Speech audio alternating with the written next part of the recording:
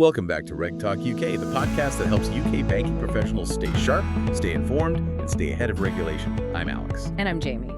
This week, we're really digging into the key regulatory shifts, the economic currents, everything impacting UK retail banking right now. We'll cut through the noise for you. Absolutely. It feels like the post-summer period has just unleashed a bit of a whirlwind of activity, hasn't it? It really has. We're seeing major regulatory proposals, some, frankly, quite unexpected twists in things like lending criteria. It feels very dynamic out there for banking professionals. Dynamic is the word. And we've definitely spotted some, let's call them regulatory ironies this week, haven't we? Go on.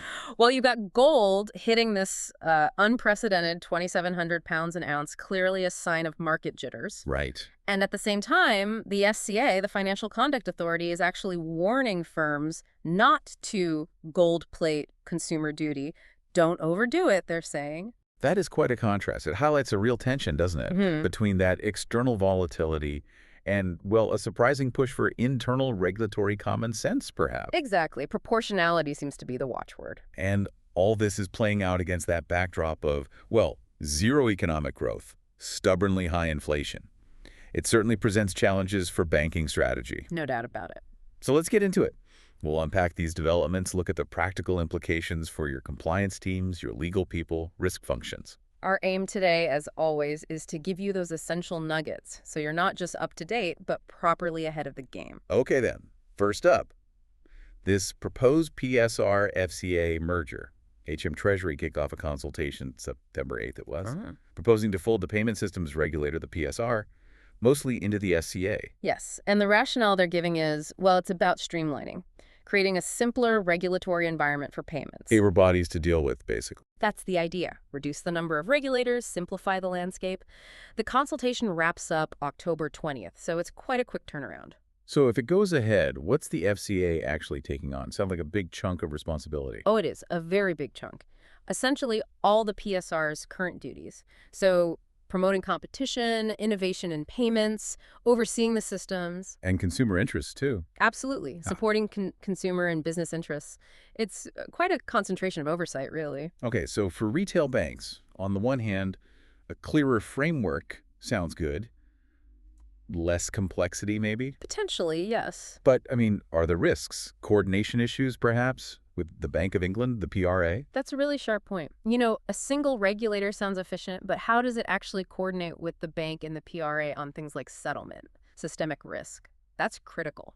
Getting that truly joined-up approach will be key, won't it? Otherwise, you just create friction elsewhere. Spot on. Avoid new bottlenecks. Right, moving from structure to the bigger economic picture. The UK economy is still sort of stuck, isn't it? Stuck in the doldrums, yes. The ONS reported zero growth for July. That followed a slight contraction, 0.1% back in May. And manufacturing looked weak, too. Yeah, broad-based weakness was the phrase used. A 1.3% contraction in manufacturing in July. It's not a pretty picture. And inflation is still the persistent problem. It really is. It's creeping up again, expected to touch 4% in September. Which is still double the bank's target. Double the 2% target, exactly. And the projections, they don't see it getting back to target until mid-2027. Mid-2027, wow.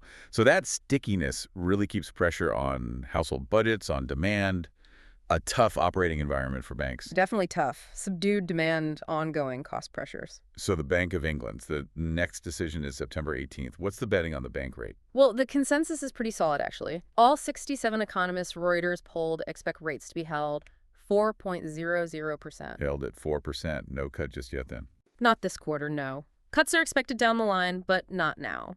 Victoria Clarke at Santander CIB put it quite bluntly. What did she say? She said, quote, "With inflation running at double the bank's target, the optics are simply too ugly to justify cutting rates." The optics. Interesting phrasing. And there are real risks that inflation expectations will start to drift up. It's a stark reminder, isn't it? Policy isn't just about data. Perception matters. Absolutely. So for banking strategy, for ALM teams, pricing, it's about preparing for rates staying higher for longer, perhaps into 2026. That seems prudent, yes. Stress testing that higher for longer scenario looks critical right now. Okay, that optics point is fascinating. We'll loop back to that. Now, for something, really quite different. Newcastle Building Society. Ah, yes. They've launched this new mortgage. First-time buyers deposit as low as $5,000. Sounds great. It does, on the face of it. But the catch, it's a big one, isn't it? It is a real head-scratcher for some. They are explicitly banning funds from the bank of mom and dad. You have to fund the deposit entirely yourself. Banning the bank of mom and dad. That's bold. What's the reasoning? Their stated rationale is, and I quote, to rebalance a market that too often favors those with access to the bank of mom and dad. Right. And, quite deliberately, to support people who've saved up independently. They're tackling perceived unfairness head-on. Wow. So they're embedding a social objective directly into the lending criteria, going beyond just commercial factors. Very much so. Actively trying to, as they say, rebalance the market through a product, it's quite unusual. What does this mean more broadly for accessibility, fairness? Does it open the door for other lenders to think about, say, ESG-linked products in this kind of direct way? It certainly raises questions. It's a very direct form of, well, social engineering via finance, isn't it? Supporting one group specifically. For other banks, it sparks a debate. How far do you go in embedding social goals into product design? It potentially creates new market segments, new access rules, definitely challenges traditional thinking on credit risk and product development. Okay, let's shift gears. Back to the regulator.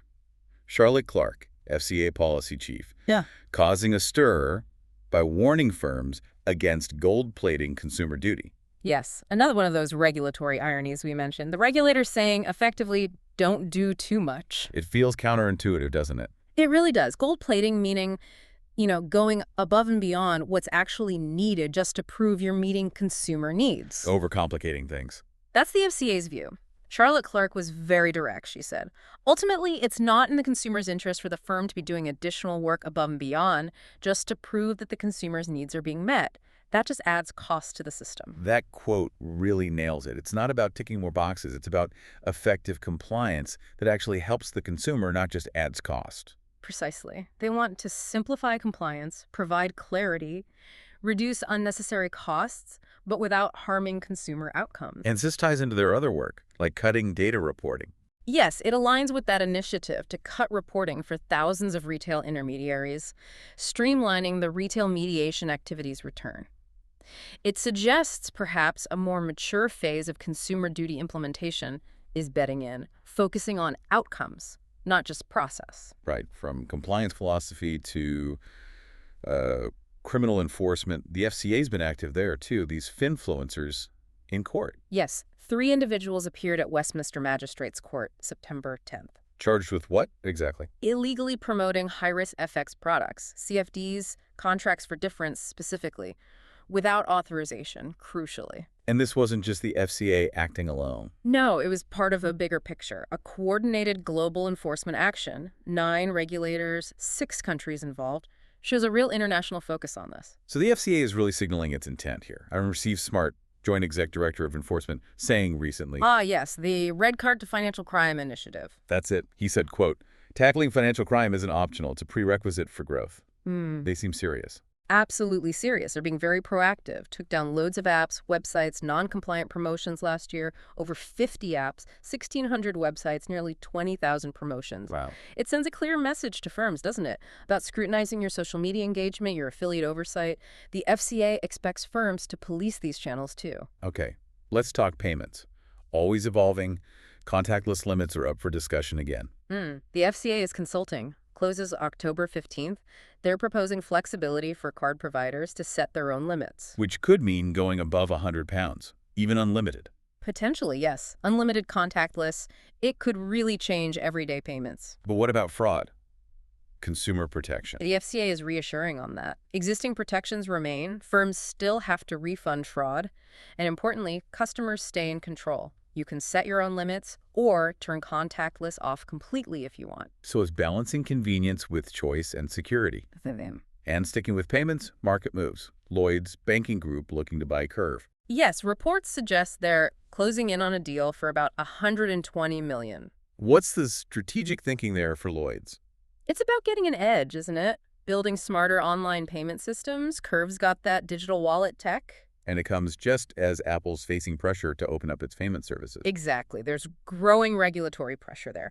So Lloyd's is likely seeing this as a way to bolster its position, acquire fintech know-how, and compete more effectively in that digital payments race. Okay, turning to investments now. Gold. Quite a surge. A significant surge, yes. Priced in sterling, it topped £2,700 per troy ounce for the first time ever. That was on Tuesday. Up nearly 25% since the start of 2025. 25%. And silver, too? Silver's following suit, nearing its highest levels in over a decade. Around 41 par, $42 an ounce. That's a 45% increase year on year. Huge moves. What's driving this? And what does it mean for banks? Well, several things. Expectations of central bank rate cuts are playing a part that usually helps gold. Geopolitical tension, doubts about government debt, that pushes investors towards traditional safe havens. All right, the classic safe haven play. And for silver, there's also strong industrial demand. Green tech, solar panels, EVs, that gives it an extra boost. And the implications for banking institutions, Well, beyond just tracking the price. Well, this sustained flight to perceived safety, it challenges things. Traditional risk models, portfolio diversification strategies. It suggests investors are genuinely hedging against deep-seated, long-term uncertainty, systemic risk, inflation, geopolitics. So banks need to rethink treasury functions, wealth management advice. Exactly. How do you cater for clients looking for genuine protection against these big-picture risks? Some are even talking about a new valuation regime for assets like gold and silver. It's a fundamental shift to watch. Okay, finally, before our Inside segment. Cybersecurity, always a risk, but the M&S attack really brought it home. It was a stark reminder. Yes, the impact was huge. Rachel Hyam, the chief digital and technology officer, left just months later. And the financial hit was massive. $300 million dent to profits this year, they estimated. Plus, personal data stolen from millions of customers. And the disruption. Online sales halted for nearly 2 months. It shows the damage goes way beyond just the initial breach. And the attackers? Scattered lapses hunters? Scattered spider? Known groups? Yes, known for sophisticated attacks, often using social engineering, data extortion. And they didn't just hit M&S. They claimed Jaguar Land Rover, too. They did. It just underlines how widespread these threats are. No sector is immune. So the message for financial institutions is constant vigilance, robust defenses, tested incident response plans. Absolutely critical. The cost of getting it wrong financially, reputationally, operationally is just immense. It's an ongoing battle. Right, let's pull some threads together in our surprising insight segment. Looking back at the week, what really stood out is, well, unexpected or paradoxical. First, that FCA stance on overcompliance. Yes, actively discouraging gold plating. It really is counterintuitive. You expect regulators to want more, more, more. But Charlotte Clarke saying explicitly, ultimately, it's not in the consumer's interest for the firm to be doing additional work above and beyond. It challenges that traditional view, doesn't it? It pushes for proportionality, effectiveness over sheer volume. It signals maybe a maturing regulatory approach, focusing on genuine outcomes, not just process. Firms need to recalibrate, think why they're doing something, not just what. Okay, second surprising insight. Newcastle Building Society. Yeah. Embedding that social policy so directly in a mortgage. That was striking. The explicit ban on Bank of Mom and Dad funds? It's such a clear statement. Moving beyond just commercial logic. Absolutely. Actively trying to rebalance the housing market, as they put it. It's social engineering, essentially, through a financial product. What's surprising is how open and direct they are about that social mission. It really pushes the boundaries of responsible lending discussions. Then the FCA and influencers. A bit contradictory, perhaps. Definitely a paradox there. On one hand, they're bringing criminal charges against influencers for illegal promotions, showing real teeth. Strict enforcement. Right. But on the other hand, they're teaming up with influencers like Cameron Smith for that motor finance compensation campaign, spending £1 million on it. So prosecuting some, partnering with others. It highlights a complex, maybe even nuanced strategy, doesn't it? They recognize the power of social media for good and bad, and they seem to be using both enforcement and engagement to navigate it. It's quite sophisticated in a way. And finally, that clear nod to optics, driving economic policy. Yes, Victoria Clarke's quote about the Bank of England. The optics are simply too ugly to cut rates, despite maybe some data suggesting otherwise. It pulls back the curtain a bit, doesn't it? It suggests public perception, political messaging, media narratives. They really do weigh heavily on these big monetary policy decisions. It's not just about the raw data. So for risk and compliance teams, Forecasting needs to factor in not just the numbers, but the narrative, the perception. Exactly. It adds another layer of complexity to anticipating market moves and planning for different scenarios. It's about understanding the story as well as the statistics. Okay, let's quickly recap the main points from this week. We saw HM Treasury proposing that PSR-FCA merger, aiming for simpler payments regulation. We discussed the UK economy stuck with zero growth, sticky inflation, and the Bank of England holding rates partly due to those ugly optics. We covered Newcastle Building Society's rather unique mortgage, banning Bank of Mom and Dad funds in a bid to rebalance the market. Then the FCA's surprising warning against gold-plating consumer duty, alongside their crackdown on some finfluencers while partnering with others. Plus, we touched on the potential for unlimited contactless payments, the Lloyd's curve deal signaling fintech integration. The surge in gold and silver challenging risk models, and that sobering reminder of cybersecurity risks from the M&S attack. It's certainly been a packed week with plenty for you to think about. Here's a final thought, perhaps. As regulators like the FCA champion proportionality and lenders start embedding explicit social goals, are we seeing a fundamental shift in what good conduct or responsible banking actually means in practice? A very pertinent question to ponder. Until next time, stay sharp and stay compliant. That's all from us this week. Thanks for listening to RegTalkUK.